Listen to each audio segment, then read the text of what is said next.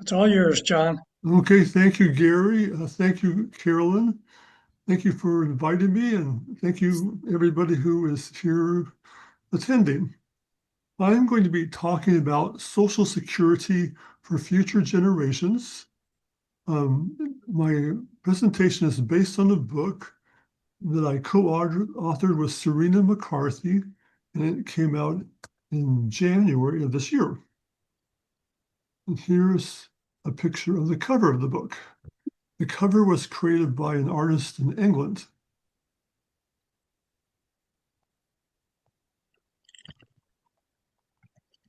So this book takes a broad focus, provides insight on how Social Security works, provides a relatively large number of proposals, and the topic is timely given the projected insolvency of Social Security in 2032, 6 years from now.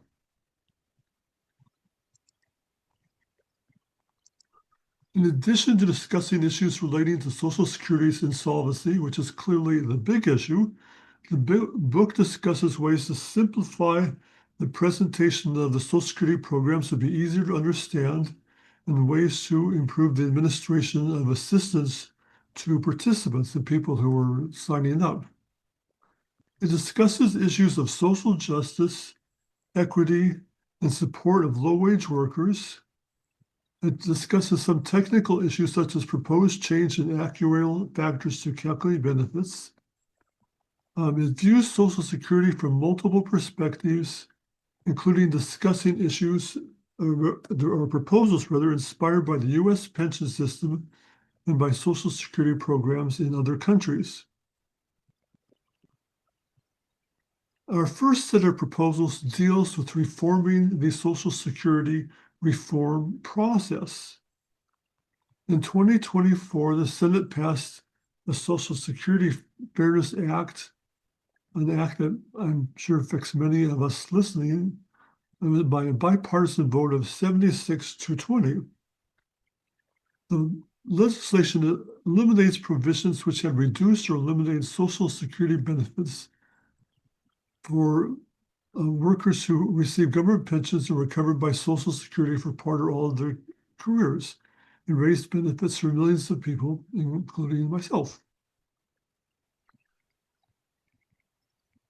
So even though that passed by a large margin, is very difficult to pass reforms that cut benefits and raise taxes, which is what is needed for solving the insolvency problem.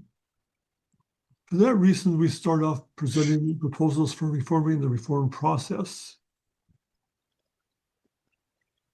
As explained in subsequent slides, the Social Security reform process can be divided into 3 stages. 1, the discussing whether to discuss stage, which is what we're mostly in now. 2, discussing stage. And 3, the deciding stage.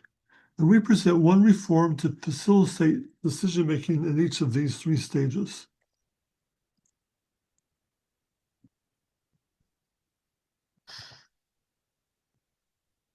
So we propose that this, I would say, many of our ideas I view are common sense ideas, but they're not the way things are done.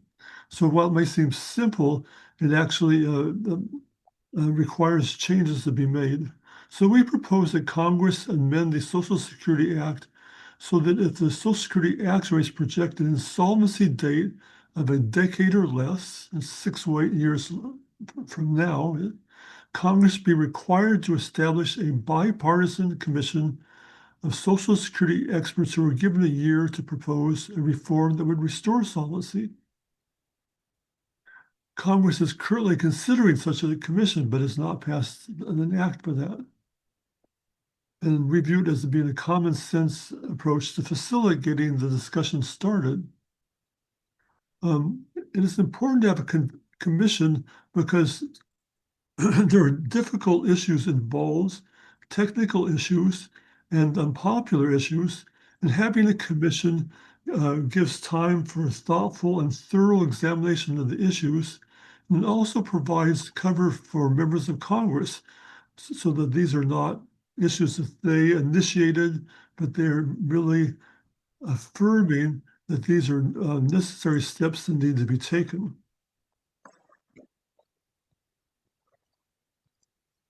An important issue in Social Security reform is the balance between benefit cuts and payroll tax increases.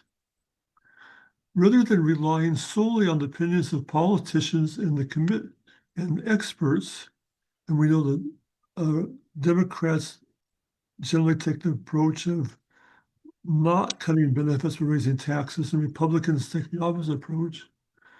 The commission would conduct a survey to find out between benefit cuts and payroll tax increases, what balance would most people prefer? Several proposals and well thought out proposals have been for an equal balance between benefit cuts and payroll tax increases, arguing that such an approach would be the best way to deal with the opposing viewpoints of the two parties. However, that approach does not necessarily reflect what most voters would prefer. And that's why we're recommending that there be a survey to find out what voters really like or would prefer in terms of benefit cuts or payroll tax rate increases.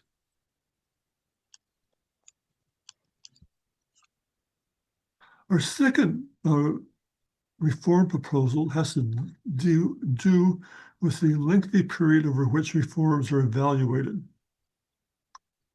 Social Security reforms are evaluated over a 75-year period. This projection period is traditional, but it's not a legal requirement, so changing it would not require a change in law. And just to understand how far this is in the future, for 2026, this projected period goes to the year 2101. A worker entering the workforce at age 20 this year would be 95 in 2101. So it's a very long period. While a shorter period might be viewed as irresponsible by some members of Congress, this period is considerably longer than the reform used in most countries. Our neighbor Canada uses 60-year projections, while several European countries, including France, use 30 to 40-year periods.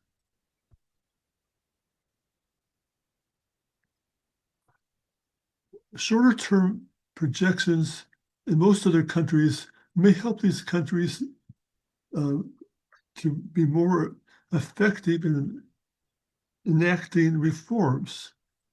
Shorter-term reforms are easier to enact because the changes in benefits of payroll taxes are smaller amounts.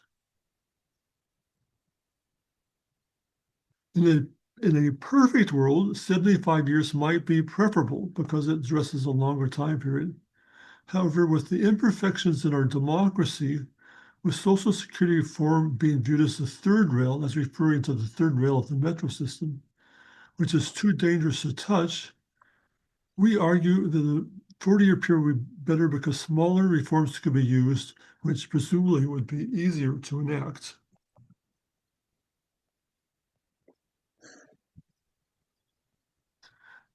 So our third proposal for reform has to do with the number of votes required in the Senate for reform. In 1985, the Senate passed a rule requiring 60 votes for Social Security reform. The last major reform, which occurred during the Reagan administration in 1983, was passed in the Senate by 58 votes. Congress has never passed a solvency reform by 60 votes. It's a difficult standard to achieve. We propose reducing the number of required votes from 60 to 58, the historical amount of votes that was used for the last major reform. We to retain the 60 vote requirement for major structural changes, such as adding individual accounts or privatization, or enacting means testing, which would be major change in the concept of Social Security. In most years, the proposed change would require a bipartisan vote. However, in 1937, going back a number of years, following Franklin Delano Roosevelt's landslide victory, there were 76 Democratic senators.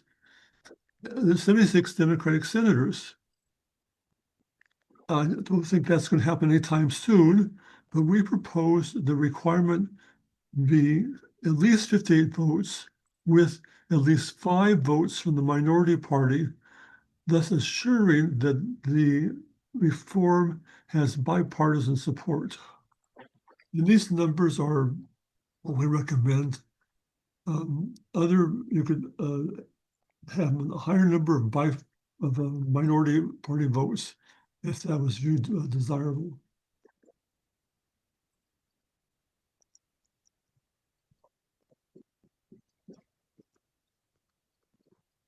So that completes the discussion of proposals to reform the process.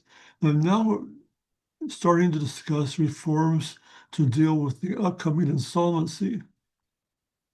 And rather than discuss proposals that have been made in the past and are commonly known, I focus on new proposals.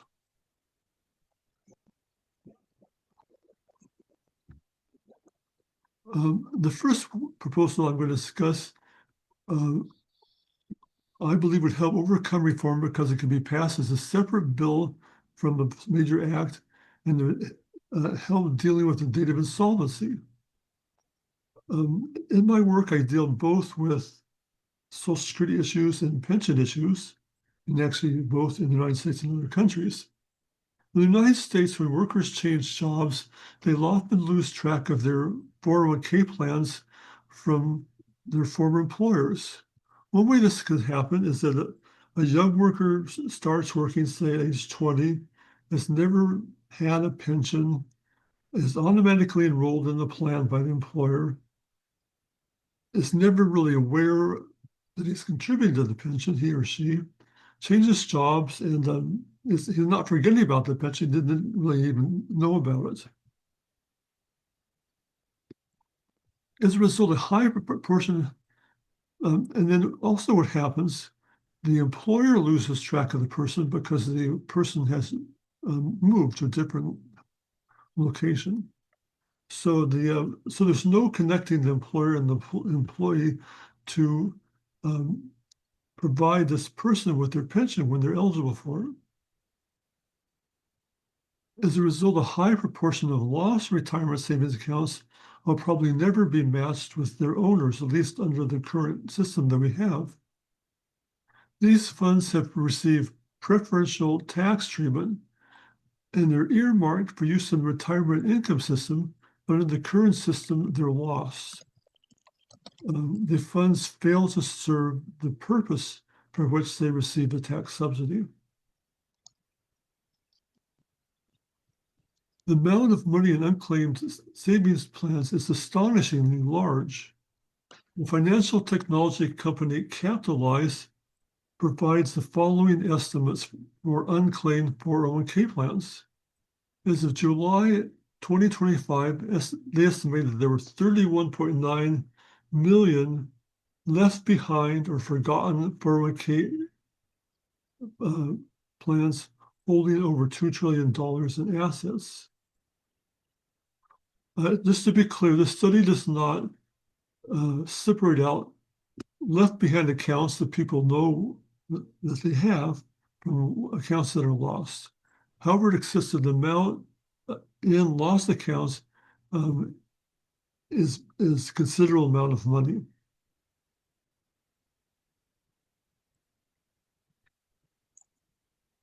We propose that unclaimed 401k accounts, IRAs, and other unclaimed pension accounts meeting minimum standards of dormancy. So it could be they haven't been claimed for 10 years or maybe a longer period, or it could be some age of the participant. We propose that these accounts be transferred to the Social Security Administration. This proposal has a couple of benefits. This change would raise public awareness about unclaimed retirement accounts and help people connect with accounts because they know where to look for them. Currently, unclaimed accounts can be in several different places, including in state unclaimed property funds.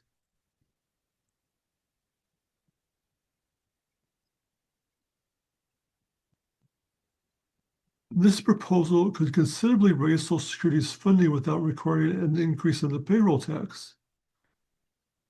I think it could be substantially more, but it's very likely could provide $1 trillion or more to the Social Security Trust Fund over the next 10 years and be sufficient by itself to delay the date of Social Security's insolvency by a decade. So this is a lot of money and a major significant proposal. And another advantage of this proposal is that more people would actually claim their accounts than currently. And that's because Social Security has their Social Security numbers and probably accurate addresses for them. And so as part of this proposal, before the funds are actually transferred to Social Security OASI Trust Fund, Social Security would attempt to contact the person and notify them about these funds. And if they're their funds, then they would claim the funds.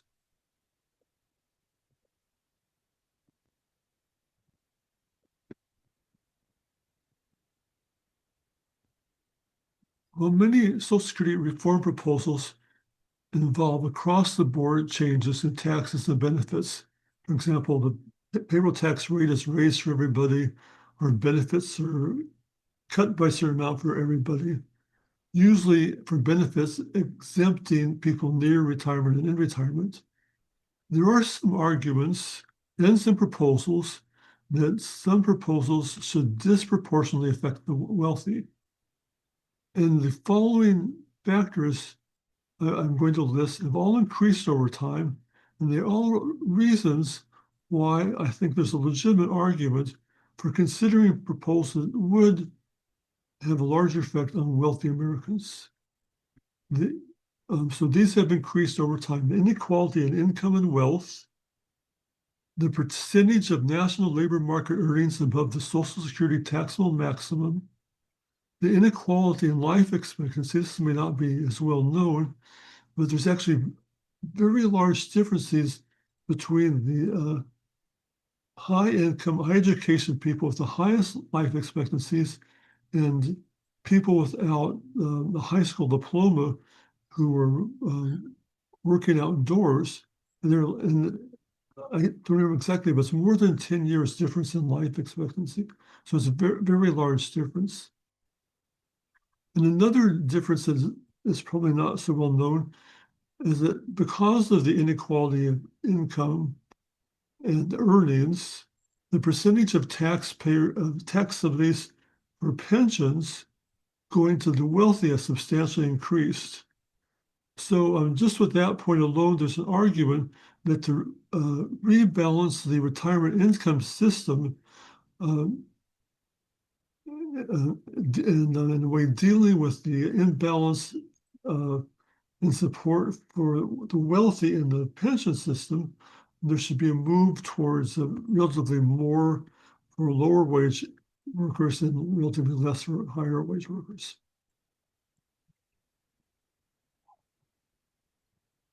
Our next proposal is also a pension-related proposal, and it also relates to the wealthy. The amount that can be contributed to defined contribution plans is limited, but the amount that can be accumulated in them is not limited. Well, for years, it was thought that limiting the amount contributed to them would successfully limit the amount accumulated in them. And for people like you and me, that's true. However, there are a small number of people who have access to investments not open to the general public. These are people with financial connections, and they have accumulated massive pension accounts, even exceeding $1 billion in a Roth IRA, and that's Peter Thiel who has done that. We propose that the maximum amount in a tax-favored pension account be set at $10 million. $10 million is a large amount that far exceeds what most people have and what anyone needs. So we argue that the excess must be withdrawn over a period of 10 years, with the tax revenue on the withdrawals being sent to the Social Security Administration. I don't have a dollar estimate on how much this would be, but this could also be a substantial amount of money.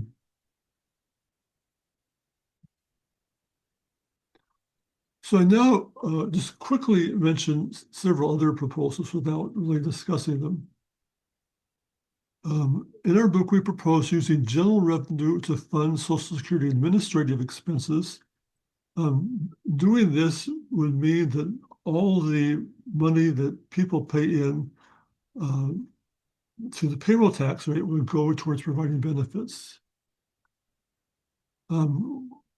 We propose ending the student exemption so that non-students, so that they would be required to pay Social Security taxes as non-students are required to pay also. So students are already relatively privileged versus non-students. People who are going to college will have higher income in the future. They're from higher income families than people who are working at those younger ages. And so we've argued it's a matter of fairness, but also it's a small way of increasing Social Security revenues. This change should be made.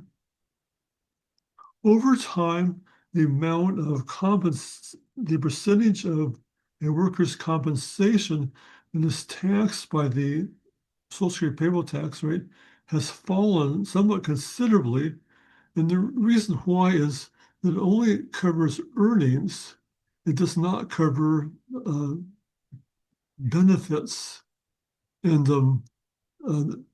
in particular, there's been a large increase in the cost of health insurance benefits. And that is a form of compensation to workers, and but it's not covered by the payroll tax rate. So we argue that there should be a move towards increasing the taxation of fringe benefits. So this would be a payroll tax rate paid both by the employer and the employee on a selected group or amount of these benefits. And related to that, we propose employer contributions to cafeteria plans be subject to the payroll tax rate, and that'd be both for employers and employees.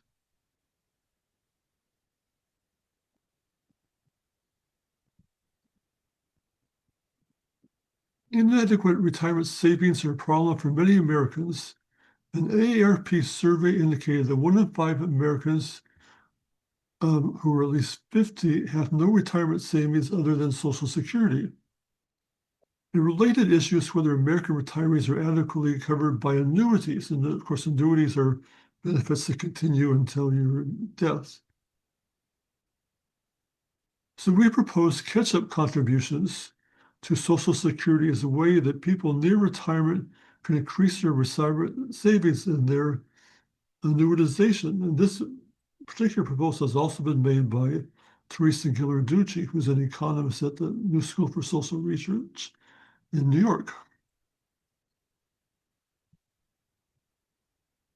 This idea is inspired by pension law. Retirement savings plans such as 401k plans allow annual catch-up contributions for those who are age 50 and older. So we propose that workers who are at least age 50 with annual earnings below the Social Security taxable earnings can voluntarily purchase Social Security earnings credits. And they could purchase credits up to the amount that they would have paid in taxes had they been earning at the taxable maximum. So this is an option that would be available to most workers, but to the higher wage workers who earn above the taxable maximum, it would not be available to them. It would increase the near-term inflow of funds to Social Security.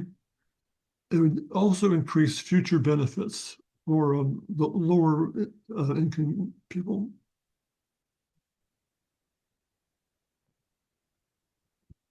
In the United States, 4% of the population is age 80 or older. Among those age 65 and older, poverty rates increase with increasing age. There's a type of benefit called longevity insurance benefits that are benefits that start at an advanced age such as 82. Relative to the private sector, the government has advantages in providing these annuity benefits because of adverse selection. Adverse selection occurs when people who know, quote unquote, that they're going to live a long time will choose an annuity, and people who know that they have a short life expectancy will not choose it.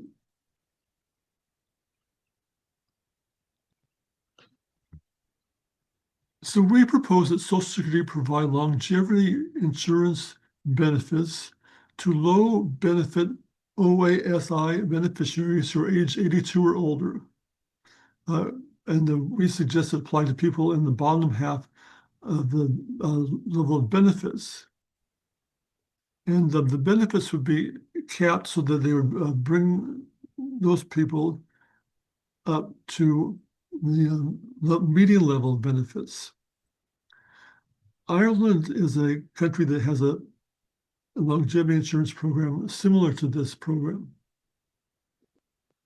The Social Security Administration actuaries have analyzed a somewhat similar proposal, and they point out it has a very low effect on the payroll tax needed to finance it is very small. I have not provided the payroll tax estimates for other of my proposals because most of them are ones that have not been analyzed by Social Security because they're relatively new.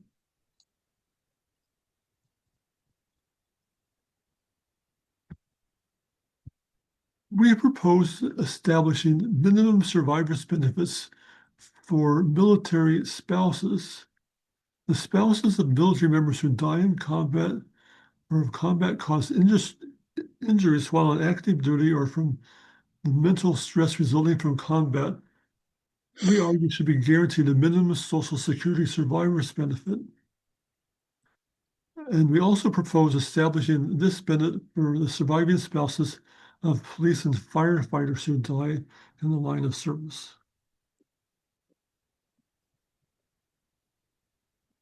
The Social Security earnings test, I say this proposal is not a proposal on benefits or on taxes, but it's a proposal relating to confusion people have in understanding Social Security.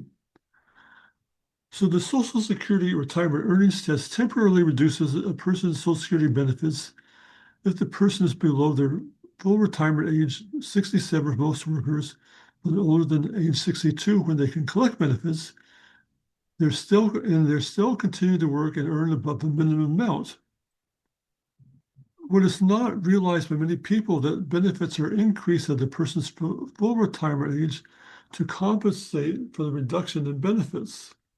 And this is both complicated, and some people may not really understand the logic of why it's done at all.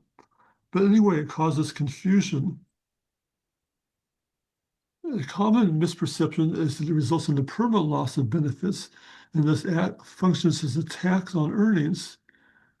And this shows up when looking at the data on workers, how much they earn relative to the minimum at which the earnings takes effect. And so what happens is that you see a bunching of workers earning just below the amount when the earnings test takes effect. and that it indicates that these workers are aware of the level of the earnings test. They appear to think it's a tax, and so they've reduced their earnings so they would not be affected by the tax. And so it distorts their decision to work in retirement. It'd be better if they just worked the amount that they want to work without having this affecting that amount.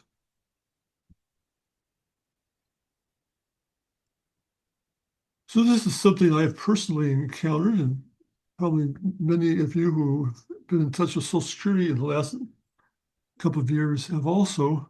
We propose requiring the Social Security Administration to increase the telephone helpline staff by 5% or some amount if over the previous 3 months the average wait time in the customer service line has been more than 1 hour.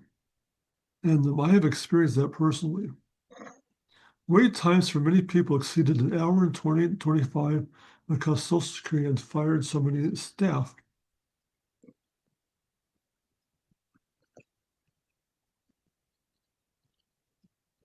So this is something that might be viewed as a slightly more technical, and it also has to do with understanding Social Security.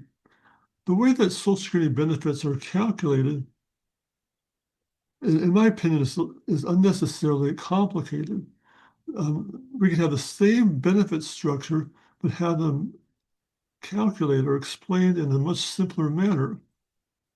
So the current way they're calculated is to have multiple steps. And so there's you figure out the person's average index monthly earnings. We retain that step, but then you have 3 tiers. For a person with the lowest earnings, they have a high replacement rate. If people have higher earnings, then there's a second tier, which is a somewhat lower rate. And but it's complicated. You tax the first part of their earnings on the lower rate, next part on the second rate. And for the higher income, there's a third level with a lower rate than for their additional earnings. So you have multiple calculations, multiplications and additions. And I would imagine most people don't do that to get their own estimate of what their benefits are. But it could be easily resolved. Social Security could have online a table, and so you could or they have it done so you could type in your AIME. You'd have to get that determined. It still was an issue, but once you do that, it would tell you what your benefit would be, instead of having to do the separating into 3 different parts and having 3 different multiplications and additions. So anyway, that's somewhat detailed, but we think that would make it easier for people to understand.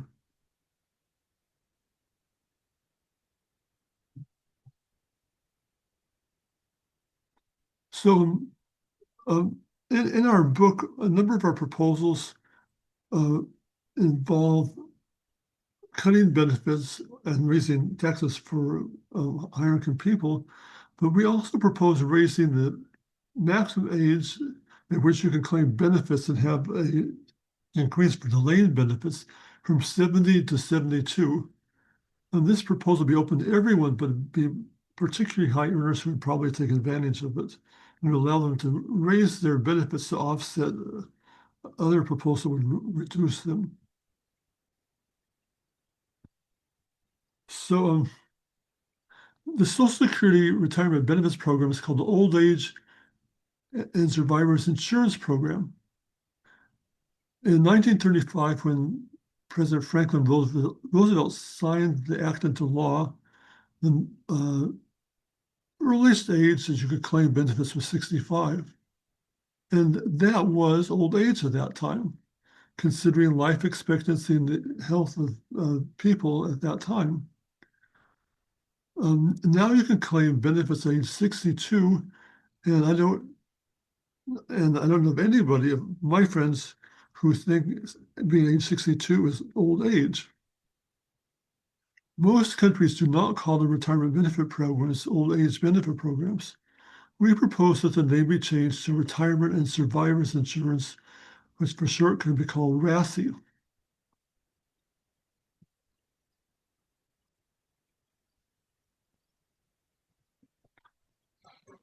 So that concludes my presentation. I'll just have two more slides.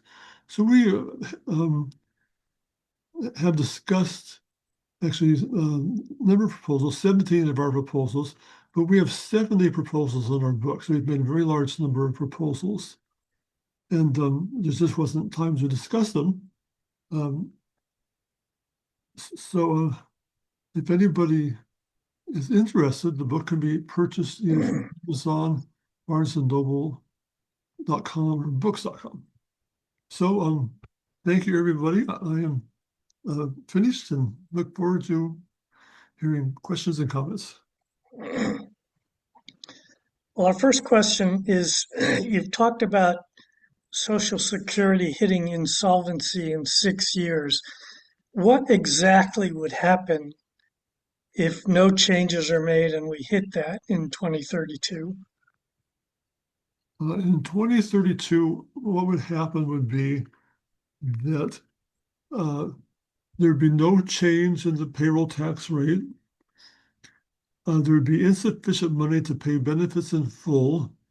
And I think, technically what would happen would be that you would, well, it'd be either one of two things, and maybe it's not decided.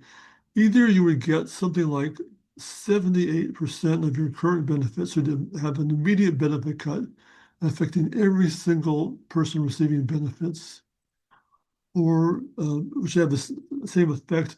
You would get the same benefits, but you wouldn't get them on a monthly basis. You would get them like on maybe 6 weeks basis or something. So if nothing is done, it is a very bad situation because you have a lot of people who are relying on Social Security benefits and they rely and need those benefits, and their benefits are being cut substantially. What is the current taxable maximum salary for Social Security? So I can't tell you the exact number, but I believe it's something like $180,000. Okay. Next question is regarding your proposal to move unclaimed pensions to Social Security. That seems to be a good change to save Social Security without increasing taxes or decreasing benefits. Who would be opposed to a proposal like that? Well, I don't think any people participating in Social Security would be proposed. Who are the organizations currently? Organizations like T. Rowe Price, Vanguard, BlackRock, they're making, I think it's in the billions of dollars a year in fees for managing the money in those accounts. And they're the only people or group that lose from this proposal, as far as I can tell. Now, is it true that the federal government has borrowed money from Social Security and not paid it back? And if that's the case, what would happen to Social Security's solvency if that money were paid back? So there's a lot of confusion about this, and so but first of all, it's just not true that has happened. The way it works is that people pay payroll taxes, and those payroll taxes are used to buy government bonds. And government bonds are completely legitimate, safe financial market instruments. And I own some government bonds from having worked in the government. And they're just like any other asset I invest in. They're an investment asset. However, some people argue, and I think it's wrong, that and I can't really explain the argument because it doesn't make sense to me, is that when the Social Security owns the bonds, they're not really assets for Social Security because the government bonds are just loans. A bond is basically a loan that the owner makes to the government. And so they say the bonds are basically just loans that Social Security is making to the government. Well, you could say that's true, but the government pays them back because the government uh, currently there is less money coming in than is going out. The government is cashing in the bonds and paying Social Security the money that Social Security lent to Social Security and lent to the government. So anyway, that's maybe a little complicated, but it's not true that the government has in a way stolen money from Social Security. Can you explain the logic behind the taxable maximum? Why is there a limit at all?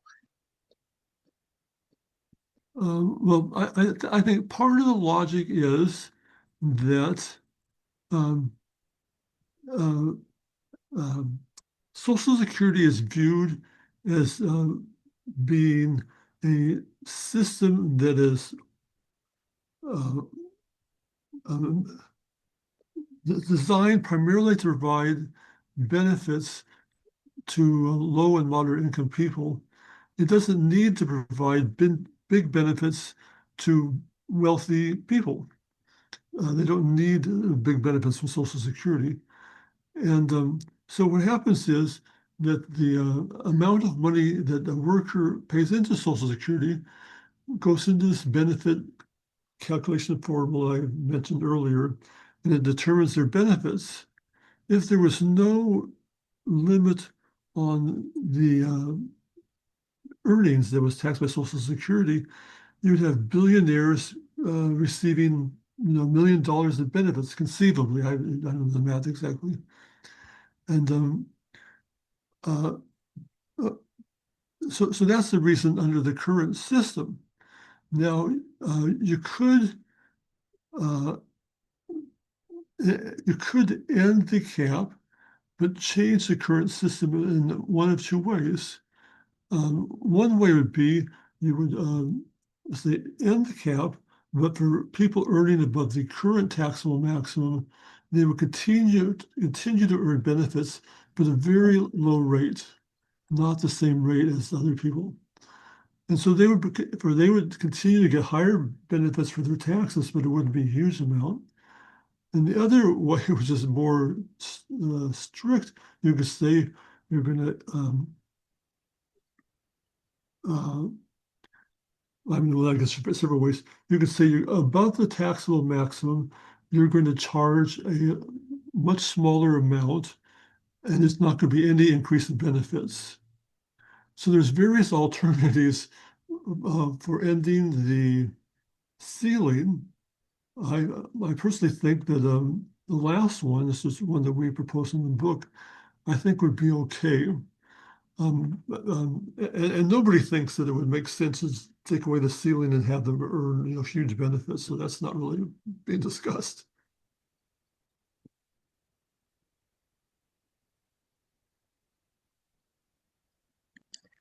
All right. We got any other questions or comments? Pax and Nancy, you've got your hand up. Yeah, just in answer to that other question, I've also read the concern about raising the maximum taxable is that it would affect the GDP. In other words, it would take money out of the economy because people would be paying more money into taxes and not have the money to put into the economy. And that's part of the argument for not raising the maximum salary for contributions. I think if you did the proposal that I made, which was say eliminate the taxable maximum, charge the person say 2% of their earnings above that,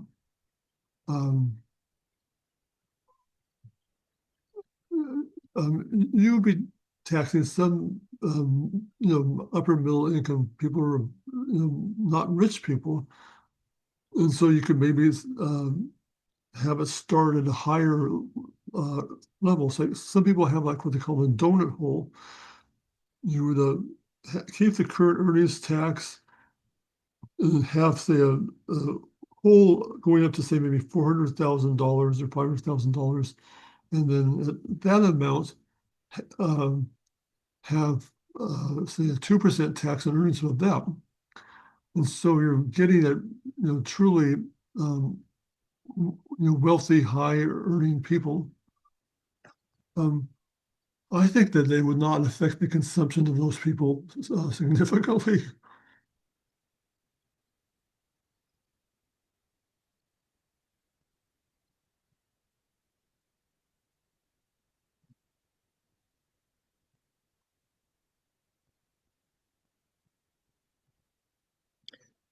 Comment here, just an observation that even some high earners can't afford a house in this area. No, So, you know, well, it struck me at your claim that $10 million is more than anybody could possibly need. I don't know how true that is or how much longer that will hold true given increase in prices of housing and everything else. so it's a it's not a limit of 10 million on your savings. That's still unlimited. It's just a limit on the amount that the government is going to give you a special tax subsidy for. And I personally am a long ways from 10 million, and having 10 million to me personally seems like a really high amount. Now, one issue that I've always found confusing and I get conflicting answers depending on who I ask is the whole idea of when should you start collecting Social Security? Do you got No. any advice for people about how to think about that? Yes, um, there's a couple of issues that go into deciding that you really think about. The first issue is, how long do you think you will live? And I said earlier, there's big differences in life expectancy in the United States. And so if you are a manual worker who's, has a career of working outdoors, you're not going to live as long as someone like me who has worked indoors, doing intellectual activities. And so it's not the same for everybody. There's clearly not one age. I personally claimed at age 70, which is the highest level, but only about 4% of the people do postpone that long. So the second point is, do you need to claim earlier? So if you have, I guess if you're continuing to work, of course, you wouldn't need to claim. But if you stop working, but you have plenty of other sources of income and saved, accumulated wealth, that you don't need Social Security to finance the lifestyle you want, then you can benefit from delaying and having the increase in benefits, which would be for the rest of your life. So I'd say those are two key issues in deciding for what works for each individual. Next question is, does the idea to privatize Social Security have any merit? Well, it depends on who you ask, but you're asking me, of course, so I'll give you my answer. So my answer is that there's plenty of good arguments for private savings, like 401k plans. Private 401k plans are privatized plans, and IRAs are privatized plans. They're open to everybody. There are lots of people have plenty of opportunities for privatized savings. However, privatized savings do not have the same characteristics as Social Security. Um, if Trump decides to bomb Iran 80 times and the stock market falls by 5%, and that was the day you're planning to collect benefits, you lost 5%. It doesn't affect your Social Security benefits at all. So there's different risks involved in the two. So I personally think that there's plenty of room for privatized savings and that people should have privatized savings, but I think that Social Security is not the place to do that.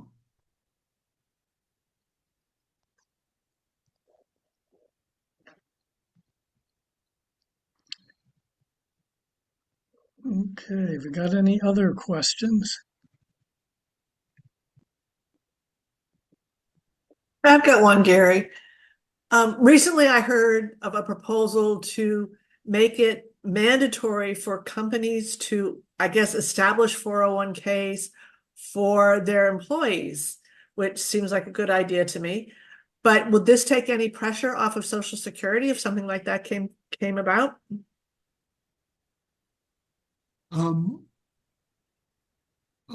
It would to some extent. The thing that happens though is that a number of employees have established automatic enrollment, so you're automatically enrolled into the 401k plan, and we have experience with how that works. And so what happens is that there's partly the problem that I mentioned earlier about the lost 401k. Mm-hmm. But another problem is that for people who know about it, which probably is more people, hopefully, they change jobs and they don't have that much money. They're young. They feel like they need the money, and they pay a penalty and take the money out. So just making it mandatory would have some positive effect, but it wouldn't be as large as you would think, possibly, because the people who are, who need more savings are taking the money out. Mm-hmm.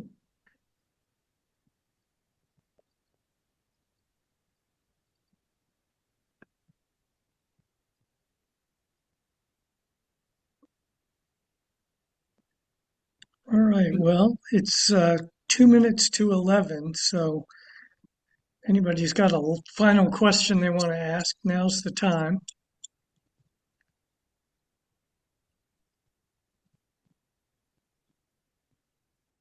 I have a final question. Okay. Does anybody want to comment on any of my reforming the reform process proposals, which would be a mandatory commission, 58 votes instead of 60, or or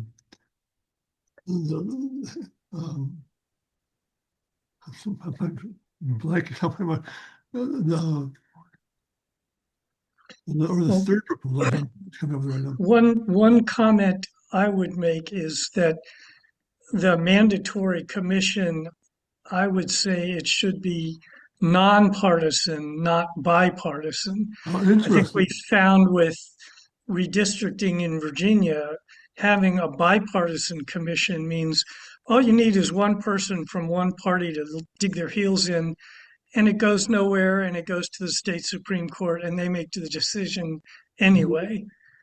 Whereas if it's can be done in a nonpartisan way, I think you've got a much better chance of coming up with a solution. Yes, I like that. We can have it entirely of economists. Economists. I think my only other comment was, with any government program, you always worry about administrative costs and how they affect what they're either accomplishing, not accomplishing, or the end results. That's right. So, Carolyn, are you saying you like the proposal that the administrative costs be paid from general revenues and not by the Social Security Fund. That's fine. I just worry about, having worked in government contracting for a while, I just worry about every program seems to get burdened down with administration, where whatever it is. So the fact that it's a program, it has administrative costs. And keeping those administrative costs in line so that it doesn't undermine what you're trying to accomplish. John, can you talk to that? What is the administrative cost burden on Social Security, and how does that relate to other big government programs? Good question. So over time, the administrative cost is a percent of the payroll tax rate coming in has declined, and because Social Security is this massive program, actually it's pretty efficiently administered. The administrative cost, I think it's something like 0.2% of the payroll tax coming in. I'm not. The base point is it's low, and I think it's something like that. So it's a very low percent. So Social Security is, I would say, is pretty efficiently run. However, its ability to administer itself was seriously damaged by the number of people that were fired. Mm-hmm.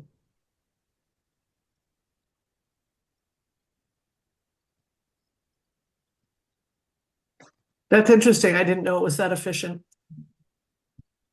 Because it's this massive government program, you wouldn't think of it as being an efficient program, but it is Exactly. really fairly efficient. All right. Well, on that note, we're 2 minutes after 11. Okay, So, well, John, I'm going to thank everybody for asking me, for attending, for your comments and questions. I really appreciate it. well, I want to thank you. There was a lot of useful, interesting, and very thoughtful information in your presentation. Thanks. Thank you, John. Thank you.